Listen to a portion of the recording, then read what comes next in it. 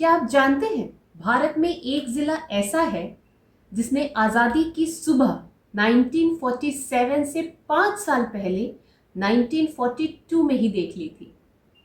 जी हाँ, ऋतु टॉक्स में आज हम बात करते हैं यूपी के पूर्वी छोर पर बसे बलिया जिला के बारे में। कैसे बना ये बलिया जिला, क्या है इसकी पौराणिक मान्यताएं, क्यों अंग्रेज इस जिले से डरते थे और कहते थे यहाँ के लोगों को बगावती, और एक ऐसे राजनीतिक नेता जिन्होंने कांग्रेस में रहकर इमरजेंसी के दौरान विरोध किया था इंदिरा गांधी का। तो आइए जानते हैं क्या है बलिया जिला और क्या है इसकी पौराणिक मान्यताएं। वैसे तो बलिया को लेकर कई पौराणिक मान्यताएं हैं, जिनमें से एक है कि दानव राजा बलि के साम्राज्य की राजधानी थी बलिया और इसी से इसको इसका नाम मिला, राजा बलि की राजधानी बलिया। कहा तो ये भी जाता है कि रामायण के रचयिता ऋषि वाल्मीकि इसी शहर से आते हैं।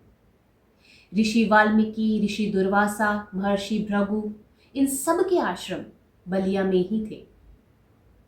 श्री राम से डायरेक्ट कनेक्शन रखने वाले इक्ष्वाकु वंश, इसके कौशल राज्य का एक बहुत बड़ा हिस्सा बलिया जिला के अंतर्गत ही आता था। बलिया का नाम एक ज्योग्राफिकल कारण की वजह से भी पड़ा है। बलिया दो नदियों के बीच में बसा है, बिहार की तरफ से गंगा और यूपी के एक और जिला देवरिया की तरफ से सरयू, जिसे घाघरा भी कहा जाता है। और इन दोनों नदियों के क्रॉस होने की वजह से यहाँ की मिट्टी काफी रेतीली हो जाती है, जिसे यहाँ की लोकल लैंग्वेज में बलुआ यानी कि बालू कहा जाता है। इसीलिए इस क्षेत्र को बलियान क्षेत्र कहा गया, जिसे आगे चलकर नाम मिला बलिया। मुगल काल में बलिया गाजीपुर का हिस्सा हुआ करता था, लेकिन 1 नवंबर 1879 को अंग्रेजों ने इसे एक अलग जिला बनाया और इसे एक अलग आइडेंटिटी दी। तो ये तो था बलिया का इतिहास, बलिया कैसे आइडेंटिटी में आया। अब जानते हैं उन कुछ महान नामों के बारे में, उन कुछ महान नेताओं के बारे में जो बलिया ने हमें दिए हैं। आइए देखते हैं। यूं तो बलिया ने बहुत बड़े बड़े ऋषि मुनि और क्रांतिकारियों को जन्म दिया है, लेकिन इसने पॉलिटिक्स में, राजनीति में भी हमें कई बड़े नाम दिए हैं, जैसे कि आपातकाल की क्रांति के जनक और महान स्वतंत्रता सेनानी श्री जयप्रकाश नारायण जी संयुक्त बलिया के मूल निवासी थे।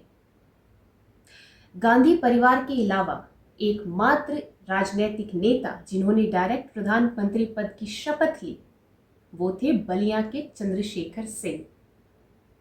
ये वही चंद्रशेखर सिंह हैं जिन्होंने इमरजेंसी के दौरान कांग्रेस में रहते हुए इंदिरा गांधी का विरोध किया था। समाजवादी चिंतक, जिन्हें हम छोटे लोहिया के नाम से जानते हैं, श्री ज्ञानेश्वर मिश्र जी भी बलिया के ही निवासी थे। ऐसे और कई बड़े बड़े नाम बलिया से निकले हैं, लेकिन बलिया सिर्फ बलिया नाम से ही नहीं जाना जाता, इसे बागी बलिया भी कहा जाता है और अंग्रेज यहाँ के लोगों को बगावती लोग कहते थे।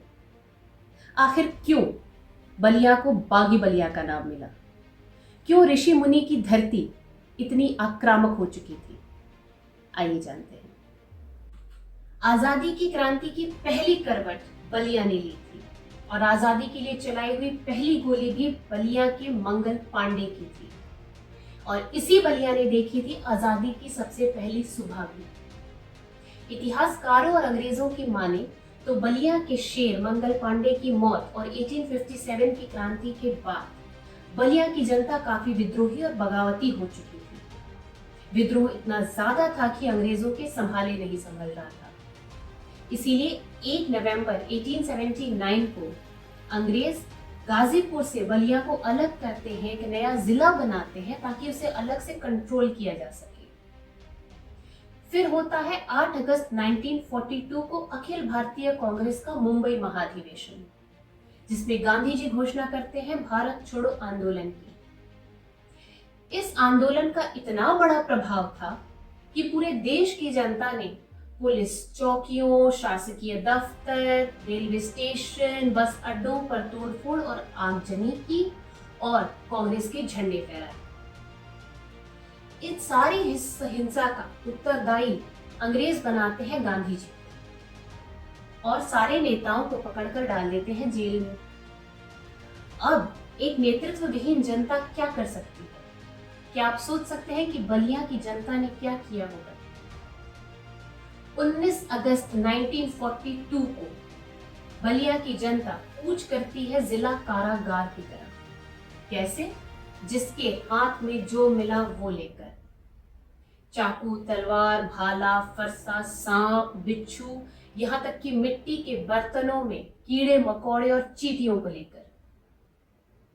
ये हमला इतना बड़ा था कि तुरंत जिला कारागार खोला जाता है और चित्तू पांडे समेत सारे स्वतंत्रता सेनानियों को छोड़ा जाता है।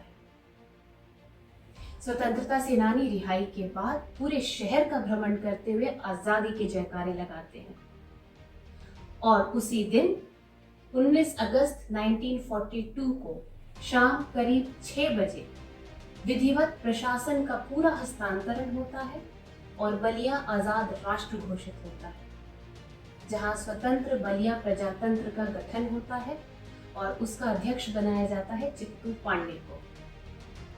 और बलिया देखती है आजादी की सुबह। लेकिन इसके बाद ब्रिटिश सरकार बौखला चुकी थी, उसे बलिया वापस चाहिए था। इसीलिए 24 अगस्त को आजमगढ़ से रोड द्वारा, बनारस से रेल मार्ग द्वारा और बक्सर से जल मार्ग द्वारा वापस बलिया पर हमला होता है और सितंबर के फर्स्ट वीक में बलिया फिर अंग्रेजों के अधीन होता है। लेकिन बलिया का आजाद होना अंग्रेजों के लिए इतनी बड़ी किरकिरी बना था कि बलिया को वापस अपने अधीन करने का अनाउंसमेंट BBC रेडियो लंदन द्वारा पूरे विश्व में कराया गया था। ये था बलिया का वर्चस्व। आज बलिया जाना जाता है महर्षि भृगु की धरती के नाम पर तेवर वही बागी हैं। वो कहते हैं ना, गर्दा उड़ा देंगे।